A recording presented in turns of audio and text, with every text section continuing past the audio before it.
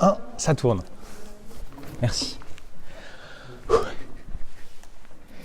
Voilà, donc je suis ravi de vous retrouver.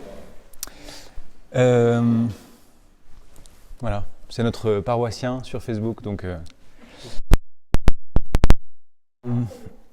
Ça y est, je suis en direct. J'ai la notification. Bon, je suis ravi de vous retrouver. Vous savez que c'est notre dernière soirée. Ensuite, si vous voulez, on peut faire une soirée numéro complémentaire la semaine prochaine. Je me disais quel format ça pouvait prendre la semaine prochaine. Éventuellement les questions d'aujourd'hui, mais aussi peut-être des petits groupes de partage pour faire remonter aussi les joies, les coups durs, les découvertes peut-être que vous auriez pu avoir dans cette année de lecture de la Bible. On verra si c'est opportun, mais je vous laisse y réfléchir pendant la conférence d'aujourd'hui. Ça va, vous m'entendez, Marie-Jeanne ? Oui. Pas très bien ? D'accord. Sinon, vous pouvez tout réentendre sur Facebook après.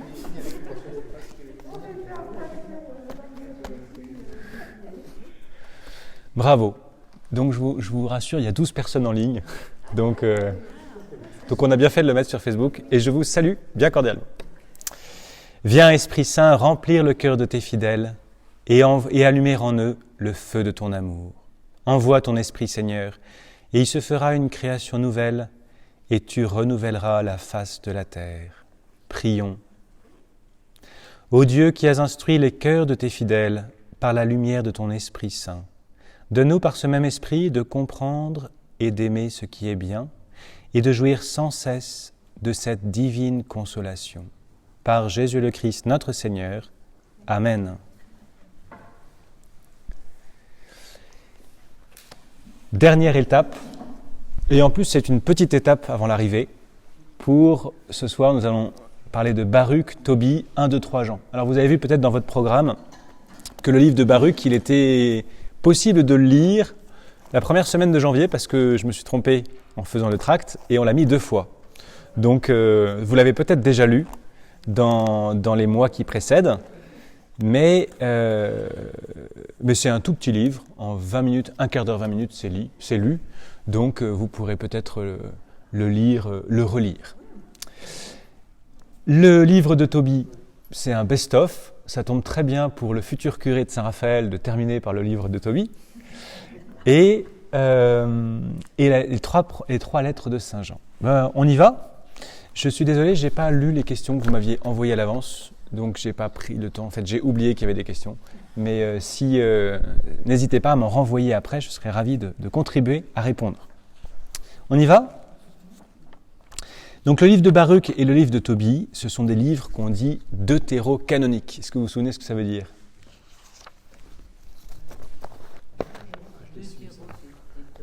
Deuxième canon. Ils ne sont pas dans la Bible juive. Pourquoi ? Parce qu'ils ne sont pas écrits en hébreu. Ils ont été écrits en grec. D'accord ? Et alors il y a des livres comme le livre de Daniel, vous vous souvenez ? Il y a des parties qui sont en hébreu, des parties qui sont en grec, des parties qui sont en araméen. Et du coup, ceux-là, on ne sait pas très bien comment les classer. Ou alors, dans la Bible juive, il n'y a que la partie hébraïque. Et dans une Bible catholique, il y a les parties aussi en grec. D'accord ? Alors on commence par le livre de Baruch. Qui est Baruch ? C'est difficile à dire. C'est peut-être le secrétaire de Jérémie, parce que c'est un peu dans le style du livre de Jérémie, et puis il est dit au chapitre 36 du livre de Jérémie que ce serait son secrétaire. Donc, on dit que c'est peut-être le secrétaire de Jérémie. Ça aurait été écrit pendant l'exil à Babylone, donc au VIe siècle, à l'attention de la communauté restée à Jérusalem. Mais on constate des nombreux écarts entre la réalité historique et ce qu'il y a dans le livre de Baruch, ce qui rend peu probable cette hypothèse. Du coup, c'est sans doute quelqu'un qui aurait emprunté le nom de Baruch, le secrétaire de Jérémie. Vous savez, quand on écrit sous la plume de quelqu'un d'autre, eh bien en fait, c'est pour donner de l'autorité au livre qu'on écrit. Voilà. Quand aurait-il été écrit ? Donc si ce n'est pas au VIe siècle comme secrétaire de Jérémie, eh bien, on ne sait pas très bien, mais sans doute c'est un écrit qui est récent dans l'Ancien Testament, donc il est proche de Jésus-Christ. Il aurait été écrit du coup dans des communautés juives, établies en dehors de Palestine, à destination justement des Juifs qui sont dans la diaspora.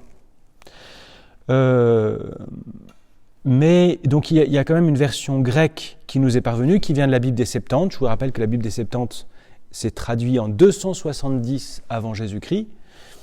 Donc vous pouvez vous faire une idée avec tout ça de l'époque de rédaction et de l'auteur hypothétique. Voilà. Un plan, je vais rapidement lire le livre de Tobie. De toute manière, il est vite lu.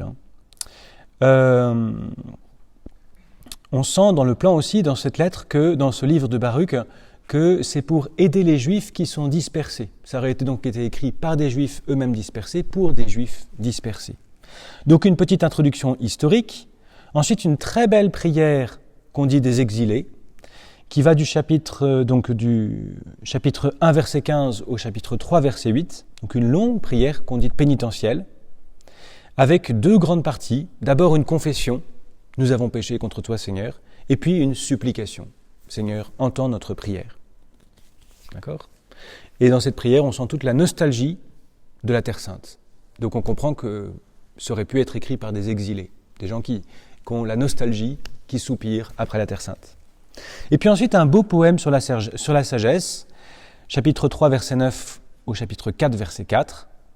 Et vous verrez sans doute dans les notes de votre Bible, dans les intitulés vous voyez les parties qui ne sont pas dans la Bible, mais qui sont les notes de l'éditeur, des titres qui peuvent vous aider. Et d'abord une première partie qui commence avec la crainte de Dieu, et puis la sagesse est identifiée avec la loi. C'est quand même majoritaire dans ce texte de Baruch. Et puis à d'autres moments, c'est identifié avec l'œuvre créatrice de Dieu. Donc je ne sais pas si vous vous souvenez du livre de la sagesse, mais c'était très fortement cet accent-là. La sagesse qui est l'œuvre créatrice de Dieu, par laquelle il a fait toutes choses. Voyez, donc c'est déjà ce livre de la sagesse qui est très proche de Jésus-Christ aussi. On sent qu'il y a une attente messianique de celui qui est la sagesse de Jésus. Et puis après, plusieurs textes inspirés des prophètes de l'exil, chapitre 4, verset 5, au chapitre 5, verset 9, où on sent à la fois des encouragements, des réconforts, une exhortation, une consolation. Voilà. Et enfin, c'est pas dans le livre de Baruch, mais c'est collé au livre de Baruch, c'est toujours mis avec, la lettre de Jérémie, qu'on vous a fait lire cette année, juste après le livre de Jérémie. C'était un gros morceau, le livre de Jérémie, et juste après, cette toute petite lettre. Voilà. Et c'est ce qui fait aussi que cette lettre étant collée au livre de Baruch, qu'on a fait de Baruch, que le Baruch serait peut-être le secrétaire de Jérémie. Voilà, la lettre de Jérémie, c'est un texte polémique contre les idoles.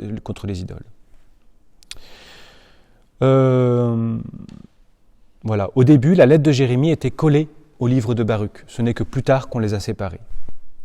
Voilà. OK pour le livre de Baruch ? Question.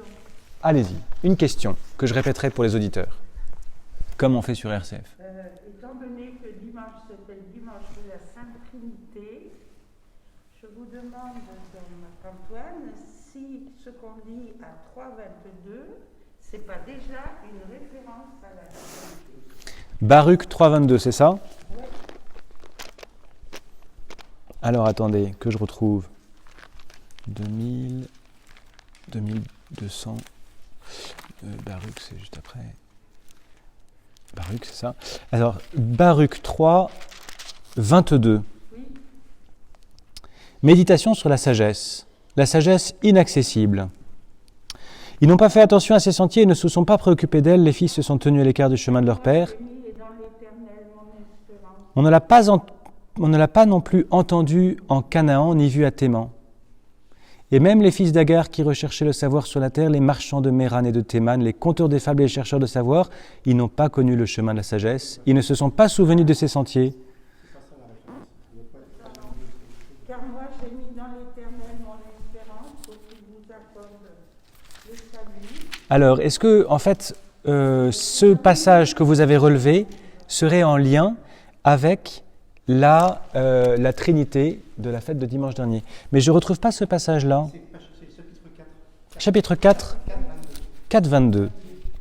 Alors, prenez courage, enfants, criez vers Dieu, et il vous arrachera à la domination aux mains de vos ennemis, car moi, j'ai placé dans l'Éternel l'espérance de votre salut, et le Saint m'a envoyé une joie.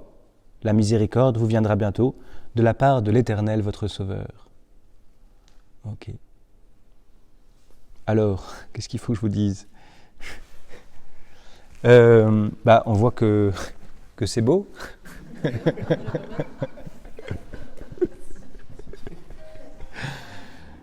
Le Seigneur vous a envoyé, vous a laissé partir dans la tristesse et la souffrance, mais Dieu vous rendra à moi dans la joie et l'allégresse pour toujours.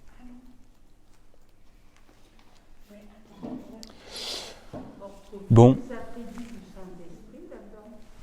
Ah oui.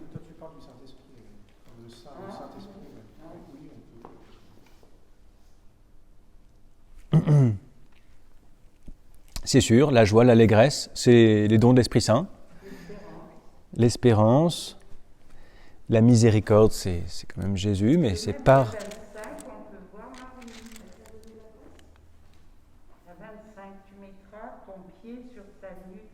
Et tu lui piétineras la nuque, oui. Ah oui, c'est vrai. Psaume 110 aussi. Voilà. En tout cas, avec ces petites lignes, merci Marie-Jeanne, je pense que ça vous donne envie de lire. On sent la tribulation et la consolation du Seigneur qui ne tarde pas à la suite. Voilà. Exhortation et consolation de Jérusalem. Merci. La sagesse, on dit bien que c'est le livre des commandements de Dieu, c'est ce que vous disiez tout à l'heure. Oui. Il le dit complètement. Oui. La sagesse, c'est le livre des commandements de Dieu, oui. c'est la loi qui existe pour toujours. La sagesse, c'est le livre des commandements de Dieu, la loi qui existe pour toujours. Effectivement, il y a deux aspects à la sagesse qui sont révélés chez Baruch. Le livre des commandements, il y a quand même une insistance plus forte sur le livre des commandements, et aussi comme étant participante de l'œuvre créatrice de Dieu. C'est beau quand même. On pense vraiment à Dieu qui a tout fait par sa parole, par son Fils, Jésus. On y va pour le livre de Tobie ? Alors, le livre de Tobie, c'est un petit joyau de la littérature juive. C'est un roman populaire qui se lit avec délice. Je trouve aussi, je suis en train de le lire, je suis désolé, je ne l'ai pas tout à fait terminé, demain ça sera fait, que toutes les questions de la vie y sont abordées. L'amour, la famille, le mariage, la fidélité à la loi, la santé, la maladie avec, la richesse, les disputes du couple, les infections des démons, l'infestation des démons, je voulais dire. Vous voyez, on sent que c'est un magma de toutes les questions bouillonnantes qu'on pourrait traverser dans une vie. Donc je trouve que ça, je pense qu'on peut tous se sentir concernés par ce joli petit livre de Tobie. Alors, je viendrai après sur la question qui est Tobie. Quand, d'après des idées religieuses du livre, son utilisation des prophètes tardifs, le livre se situe clairement après l'exil, 538. Mais il y a des nombreuses analogies avec le Siracide, écrit plutôt vers le début du IIe siècle, qui font qu'on daterait sans doute ce livre du IIe siècle avant Jésus-Christ. En quelle langue ? À votre avis, en quelle langue on va le trouver ? En français, mais avant d'être en français, en grec, parce que c'est un deutérocanonique. Donc vous ne le trouverez pas dans une Bible protestante. C'est dommage, c'est un si beau petit livre.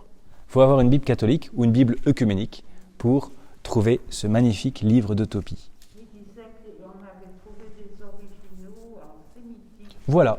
Donc, comme tous les livres écrits en grec, on s'évertue à chercher des originaux sémites. Donc, sémite, ça veut dire hébreu ou araméen. Et quelquefois, on trouve des petits morceaux, des petits passages, mais voilà. Quelquefois, on ne trouve pas. Par contre, quelquefois, même sans trouver, on sent quand même un sémitisme dans le grec. On sent que le grec pourrait être une traduction de l'hébreu. Et ça se sent un petit peu justement dans ce livre de Tobie. Donc on a cherché un original en araméen, en hébreu. On n'a pas trouvé, mais peut-être qu'on trouvera un jour. Et peut-être que du coup, il sera plus deutérocanonique. Voilà.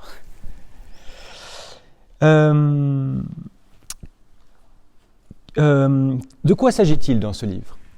Eh bien, en résumé, deux familles juives sont déportées respectivement à Ninive, donc dans l'équivalent de la Syrie actuelle, de l'Irak actuel, et à Ecbatane, en Iran, l'Iran actuel.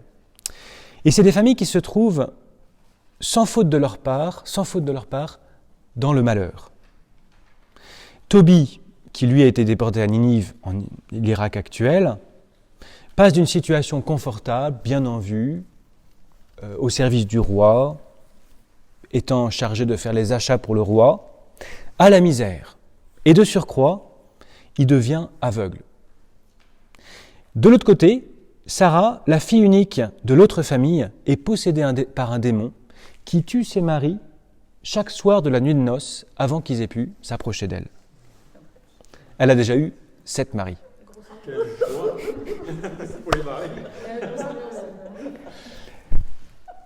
Vous voyez, 2 familles qui supplient, qui sont dans le malheur, et au même moment, la prière de Tobie et la prière de Sarah montent vers Dieu parce qu'il réclame la mort. Il dit, si c'est ça la vie, ça suffit, on ne veut plus mourir, on préfère pas se suicider parce que c'est un péché, on ne veut pas causer du tort à notre... Sarah dit, je ne veux pas causer du tort à mon vieux père. Seigneur, si c'est ça, reprends ma vie. Et cette prière monte devant Dieu et est entendue en ce moment par le Seigneur, à ce moment-là par le Seigneur. Et il y répond, mais pas comme ils auraient imaginé. Il envoie Raphaël, son saint ange, pour justement exaucer la prière de ces deux justes et les délivrer tous les deux. Et bien sûr, ça va se terminer dans la joie, dans l'action de grâce, pour tous les bienfaits reçus de Dieu. Voilà, je ne vous dis pas la fin, mais vous devinez. Donc... Alors, Tobie, attention parce que suivant les Bibles qu'on utilise, c'est pas la même orthographe, c'est pas la même... voilà. On écrit quelquefois Tobie avec un T à la fin, quelquefois Tobie avec un E à la fin, quelquefois on dit Tobia, suivant les Bibles. Voilà, on s'y perd un peu. Ce que vous pouvez retenir, c'est que Tobie et Tobie portent le même nom, mais c'est pas la même personne. Il y a le père et le fils. Souvent le père c'est Tobie T, et Tobie E c'est le fils. Mais quelquefois pour les distinguer, notamment dans la lecture orale, Tobie E, donc le fils, on l'appelle Tobia. Voilà. Ok ? Donc, voilà, ou Tobiel pour le père, voilà. Donc, c'est Tobie là, c'est le livre de Tobie, donc du père, mais le personnage principal, c'est le fils. Voilà, même si, c'est avec lui qu'on passe le plus gros du livre, dans sa pérégrination, même si c'est le père qui est le bénéficiaire, enfin, qui est le premier bénéficiaire des bienfaits de Dieu. Donc Tobie, c'est un juif du nord de Palestine, il nous dit lui-même qu'il est de la tribu de Nephtali, exilé en Assyrie, un homme de Dieu qui, malgré le fait qu'il y ait je ne sais pas si vous vous souvenez, mais il y avait un temple qui avait été érigé à Dan, donc en Israël, non pas à Juda, je vous ai perdu là. Vous savez, après le roi Salomon, le royaume se divise en 2, Israël au nord, Juda au sud, et comme il n'y a qu'un seul temple qui est à Jérusalem dans le royaume de Juda, les rois d'Israël vont vouloir un temple aussi chez eux pour que tout le monde ne monte pas à Jérusalem pour aller au temple. Donc il y a des temples parasites.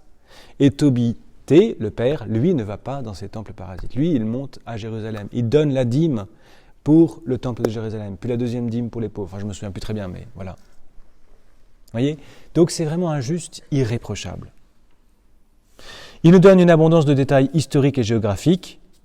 Souvent, c'est pour donner de l'autorité au livre, mais aujourd'hui, quand on essaie de faire coïncider ça avec l'histoire, eh bien, avec les examens historiques, on sent qu'il ne connaît pas très bien les rois dont il parle. Voilà. Donc, un petit décalage, sans doute. Quel enseignement on peut se retirer de ce livre, qui est d'abord narratif, qui est une histoire, donc qui se lit d'un seul coup, tout seul ? C'est que la providence de Dieu exauce les fidèles. Mais l'exaucement semble passer par des hasards successifs, et en fait, ça n'en est rien. Ce n'est pas des hasards. C'est le Seigneur qui conduit le cours de l'histoire par sa providence. Et les anges sont les exécuteurs de ce dessein de Dieu. Et c'est très beau parce que les anges, à ce moment-là de l'histoire du salut en Israël, eh bien on sent qu'ils sont très incarnés, ils sont presque humains, ils sont personnifiés. On leur donne un nom, Raphaël, ils ont une mission. Raphaël, ça veut dire Dieu guérit. Voilà. Donc ils se sont tout proches, on les sent tout proches. Quel enseignement on peut tirer ? Eh bien, on peut retirer aussi comme enseignement les valeurs qui sont transmises par Tobie le père à travers sa vie.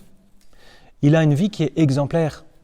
Les valeurs qu'il veut absolument transmettre à son fils Tobie. Et je trouve que c'est très beau parce que lui qui devient administrateur du roi bien en vue, eh bien, il ne devient pas prétentieux.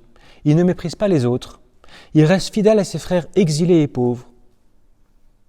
Par exemple, dès qu'il y avait un juif qui était mort, alors qu'on n'avait pas le droit de les enterrer, lui, de nuit, allait chercher les corps, et puis les enterrer dès qu'il pouvait, se cacher pour les enterrer, parce qu'il méritait la mort, et il risquait la condamnation à mort s'il faisait ça.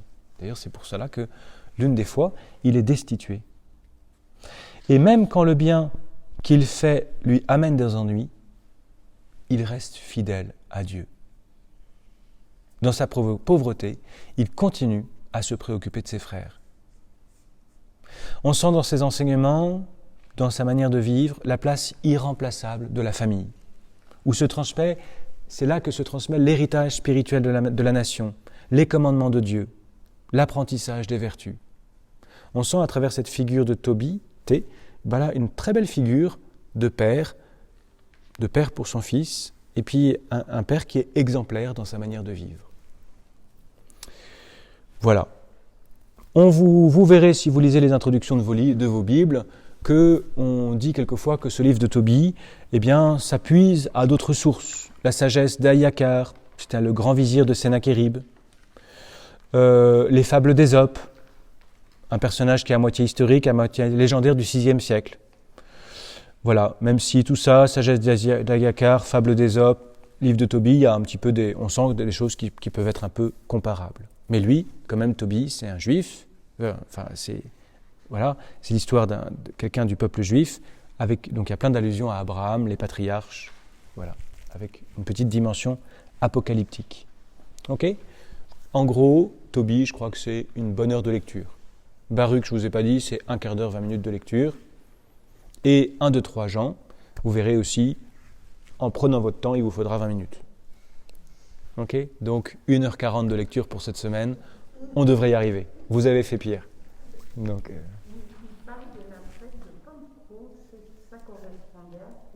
Alors, ça c'est une très bonne question. Dans le livre de Tobie, il est question de la fête de Pentecôte.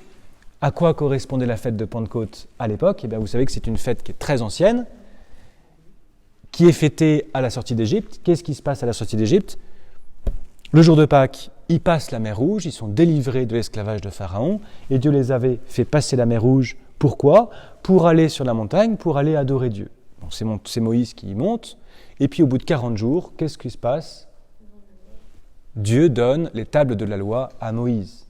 Donc, le temps de passer la mer, de s'installer, de monter sur la montagne, d'y attendre 40 jours, 50 jours après Pâques, la Pentecôte, ça veut dire 50, en fait, chez les Juifs, le don de la loi.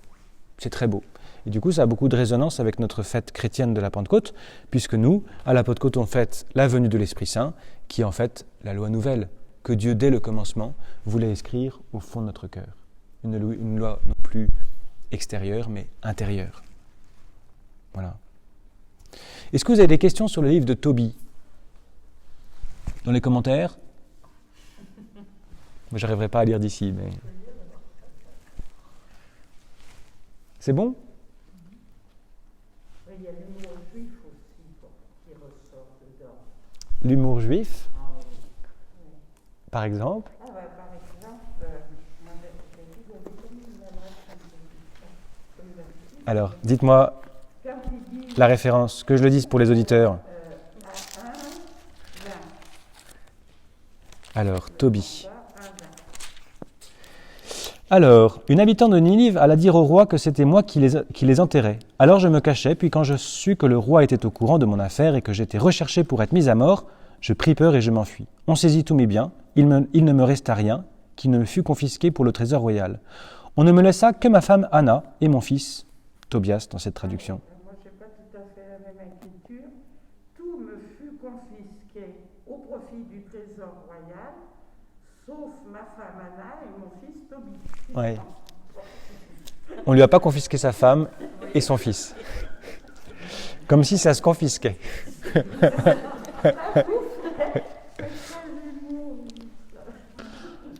Vous dites que c'est de l'humour parce que vous pensez qu'il regrette qu'on ne lui ait pas confisqué sa femme ?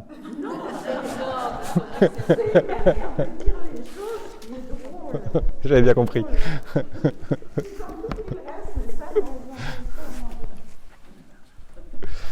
Très bien. Alors maintenant, les 3 lettres de Saint Jean. Alors, Donc là, on est juste avant l'Apocalypse, tout à fait à la fin du Nouveau Testament. Alors, qui a écrit ces lettres ? Eh bien, les lettres ne le disent pas.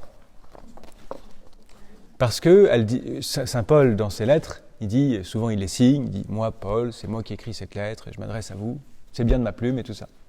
Là, l'auteur ne parle pas de lui. Une fois ou deux, il parle de lui en disant « l'Ancien ». L'Ancien, c'est le presbytre. Voilà. Mais il n'y a pas non plus de détails sur les circonstances qui ont occasionné ces lettres, ou un petit peu quand même. Si, il y a quand même quelques détails là-dessus. Mais quand on regarde le style des lettres, si on les lit en grec, et si on a l'habitude de lire un peu le Nouveau Testament, eh bien, on peut être à peu près sûr de reconnaître le style et le vocabulaire de Saint Jean. Je vais vous montrer des petits exemples. Par exemple, l'utilisation du verbe pistein et non le verbe pistis. Eh bien ça, il est utilisé 246 fois dans le Nouveau Testament, dont 100 dans l'Évangile selon Saint Jean, et 10 fois dans la première lettre de Saint Jean, qui sont toutes petites. Vous voyez, on sent que c'est le même vocabulaire. On trouve la même chose d'ailleurs dans l'Ancien Testament.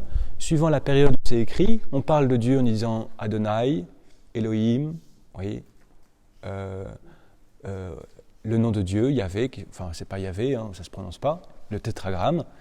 Et vous voyez, suivant que l'auteur qui écrit, on n'utilise pas toujours les mêmes mots pour parler quelquefois de la même réalité, ou presque la même réalité. Par exemple, le verbe aimer, mais pas n'importe quel verbe aimer, le verbe agapé, parce qu'il y a 3 mots en grec pour dire aimer. 320 fois dans le Nouveau Testament, 44 fois chez Saint Jean, 51 fois dans la première lettre de Saint Jean. Vous voyez, on sent le verbe vie, la vie de Zoé, pas la vie bios, 135 fois dans le Nouveau Testament, 46 fois dans l'Évangile selon Saint Jean, et 3 dans la première lettre de Saint Jean. On sent vous voyez, c'est des petits exemples que je vous donne pour montrer que, suivant les mots qui sont utilisés et qui sont répétés dans des lettres et des écrits différents, ça nous fait penser que c'est le même auteur qui a écrit cela. D'accord ? Alors, est-ce que c'est l'apôtre Saint Jean ou un autre ? Je ne peux pas vous répondre. La tradition dit que c'est l'apôtre, mais ça peut être un autre. Voilà.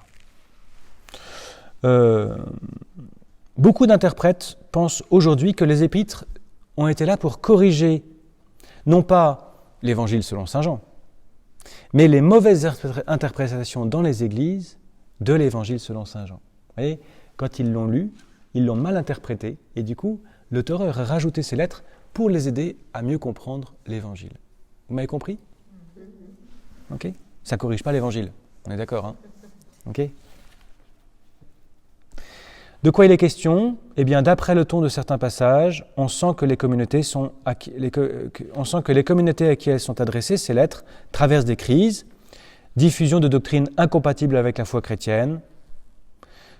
Il y a des faux prophètes, menteurs, séducteurs, qui propagent une mystique gnostique. C'est bon ? Et ils prétendent connaître Dieu, être dans la lumière, être en communion avec lui, en dépit d'une conduite en contradiction flagrante avec la vie chrétienne normale, avec la révélation chrétienne. Ils se prétendent sans péché et ils refusent de voir en Jésus le Messie, le Fils de Dieu. Quelquefois, on sent un peu style de catéchèse baptismale, mais c'est léger, sur la fin de la première de Saint Jean. Et on sent du vocabulaire du judaïsme palestinien, même si c'est bien sûr écrit en grec, c'est le Nouveau Testament, mais on sent qu'il y a des assonances avec notamment les communautés de Qumran. J'aime bien résumer, mais ça serait trop bref, de dire que la première de Saint Jean, c'est « Dieu est amour, Dieu est lumière ». Vous voyez, on en a fait même un petit chant. « Dieu est amour, Dieu est lumière, Dieu notre Père ». Eh bien, voilà, ça c'est pour l'introduction aux 3 lettres. Maintenant, juste un tout petit mot sur chacune des 3 lettres. Vous verrez, la 2e et 3e de Saint Jean, c'est juste un chapitre, donc ça va très vite. La première de Saint Jean, donc je vous ai dit l'église, dans les églises johanniques, c'est-à-dire dans les églises qui ont été fondées par Saint Jean et qui sont des disciples de Saint Jean, eh bien, il y a une crise. Il dit, c'est de chez nous qu'ils sont sortis les antéchrists, mais ils n'étaient pas vraiment de chez nous. Donc le but de l'évangile est de dire que c'est Jésus qui est la 2e personne de la Trinité, le Logos préexistant, ce que nous avons vu de nos yeux, ce que nos mains ont touché, c'est le Verbe de Dieu. Voilà. Voilà, je ne vais pas trop vous perdre, mais on sent... Ouais, je ne vais pas trop en dire.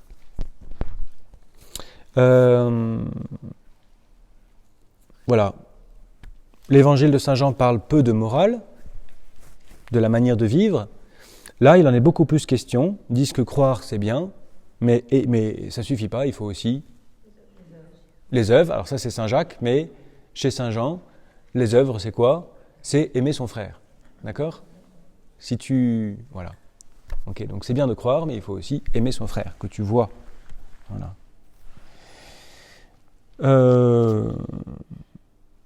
Voilà, dans la première lettre de Saint Jean, le Paraclet, eh bien, c'est pas l'Esprit Saint, c'est Jésus. Paraclet, ça veut dire, oui, c'est un peu intraduisible, c'est avocat, défenseur. D'ailleurs, Jésus lui-même, quand il parle de l'Esprit Saint, il dit cet autre Paraclet, l'autre Paraclet chez Saint Jean. Quand Jésus parle de l'Esprit Saint, il dit que l'autre Paraclet. D'accord? Voilà, je ne peux pas vous en dire beaucoup plus, il faut la lire, c'est très beau. Deuxième de Saint Jean, la dame élue, c'est comme ça que Saint Jean salue la communauté de la ville. L'Église qui est élue, sainte, et de même que ceux qui en font partie sont les élus et les saints. C'est la manière de parler des chrétiens au début du christianisme.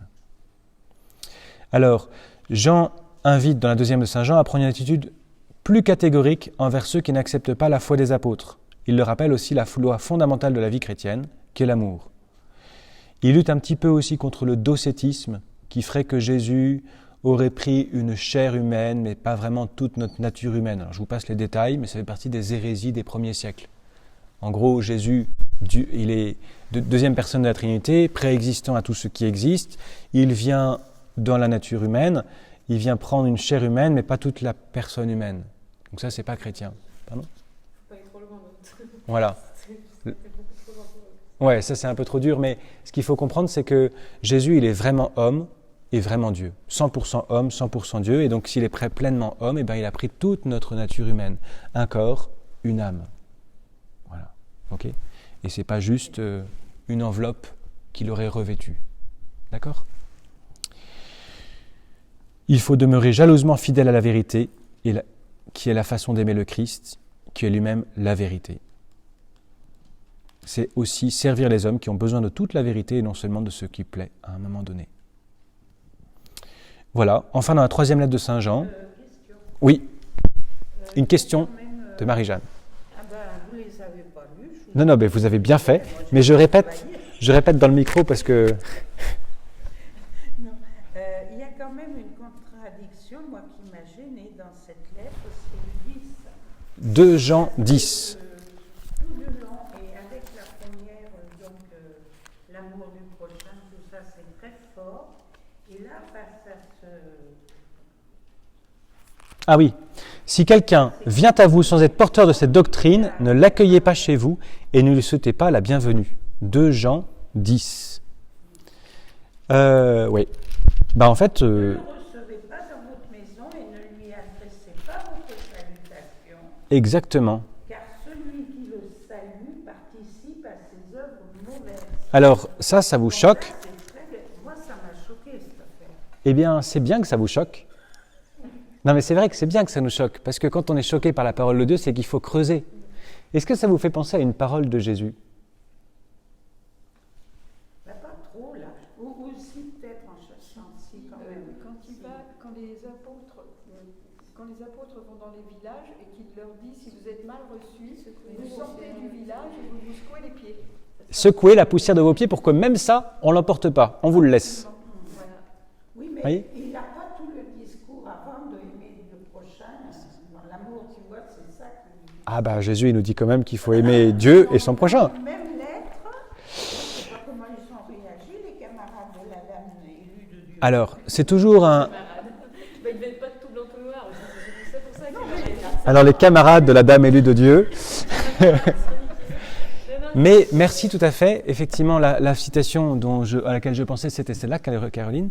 C'était quand Jésus envoie ses apôtres dans les villages, si on ne vous reçoit pas, eh bien, voilà, partez en secouant même la poussière de vos pieds pour que même cela vous n'emportiez pas. Eh bien, je crois que on sent un peu sa même tonalité, mais en même temps, il ne faut pas prendre que ça. Vous savez, Jésus dans l'Évangile, il va aussi s'inviter chez les publicains et les pécheurs. Voilà. Oui, donc, vous voyez, il faut tenir un peu tout ensemble. Aujourd'hui, je pense que ce passage de l'Évangile peut aussi être prophétique.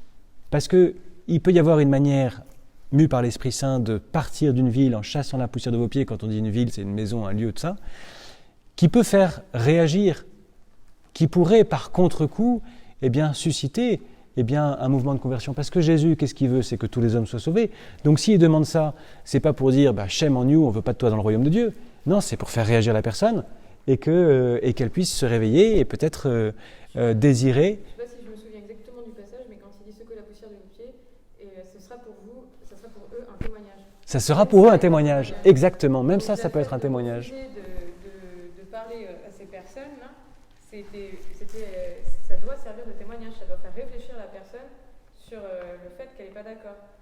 Mais à cette époque-là où il écrit ça, c'est la menace, elle est réelle d'un schisme déjà. Si quelqu'un vient chez vous, la démarche vient de oui, mais il faut. Oui, mais bien sûr. L'idée, c'est de dire que aux chrétiens à cette époque-là, restez droit dans vos bottes.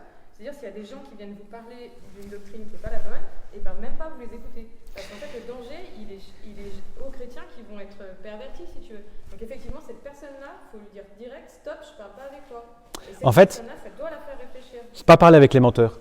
C'est ça. Mais il parle beaucoup de l'antéchrist. Exactement. Et du docétisme aussi qui sévissait beaucoup à cette époque-là.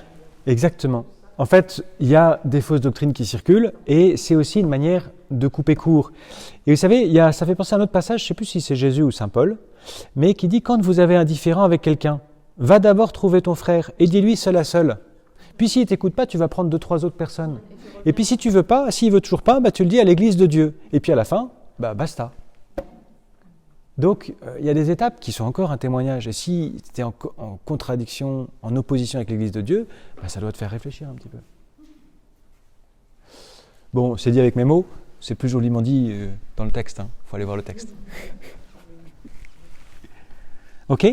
Donc merci de ces bonnes questions. J'aime bien quand ça travaille et que ça tiraille, parce que c'est bon signe. C'est que notre foi elle a besoin d'avancer sur certains points. Okay ? Mais il ne faut pas extraire un morceau de la parole de Dieu et le sortir de son contexte ou l'hypertrophier. Il faut tenir ensemble les différents morceaux de la parole de Dieu. Et puis il y a l'époque aussi, comme dit Amandine. Justement, c'est qu'à l'époque, oui.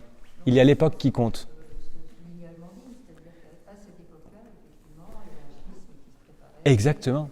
C'est ce que disait Anne-Marie aussi, c'est que c'est un contexte où il y a des fausses doctrines qui circulent. Et qu'il y en a qui brouillent les pistes. Donc, voilà. Donc Saint Jean répond. Voilà. Troisième lettre de Saint Jean, l'ancien à Gaius, très aimé, que j'aime dans la lumière de la vérité. Cher ami, je souhaite que tu te portes bien à tous égards, et que ta santé soit bonne, et qu'il en aille comme pour ton âme, qui, elle, se porte bien. Voilà. Jean parle de la communion qui doit exister entre les chrétiens. Chaque église et chaque groupe doivent demeurer ouverts aux autres et en relation avec eux. De même que Paul, il insiste aussi sur le sens de l'hospitalité, accueillir les chrétiens qui sont venus d'ailleurs, afin de consolider les liens de la foi commune. J'ai écrit un mot à l'église, mais Diotréphès, qui aime à tout régenter, ne nous reconnaît pas. Ah oui, il est en conflit avec Diotréphès, ça on le sent bien aussi dans cette lettre-là.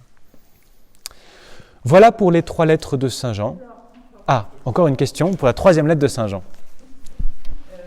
Me concentre. Il y a 2 félicitations à des responsables de la communauté et il y a l'expression par rapport à un calomnisateur qui est juste au milieu des deux. Donc moi j'ai été intéressée par la construction de cette lettre et la question que je me suis posée, là d'abord Jean il est délicat parce qu'il encadre le malfaisant par 2 bien-disants. Oui, alors je vais essayer de répéter un peu. Est-ce que c'est aussi des images de pasteurs qui nous renvoient ou il faut toujours essayer d'encadrer le frère qui n'est pas bon? Parce qu'elle n'est pas neutre, cette lettre. Mais écoutez, Marie-Jeanne, la question, c'est qu'il y a 3 pasteurs qui sont désignés, 2 qui sont bons et 1 qui est au milieu et qui, lui, est médisant. Non, calomniateur, c'est pas la même chose. Vous connaissez la différence? Médisance, c'est quand on dit du mal de quelqu'un mais que c'est vrai. Calomnie, c'est quand on dit du mal de quelqu'un mais que c'est pas vrai.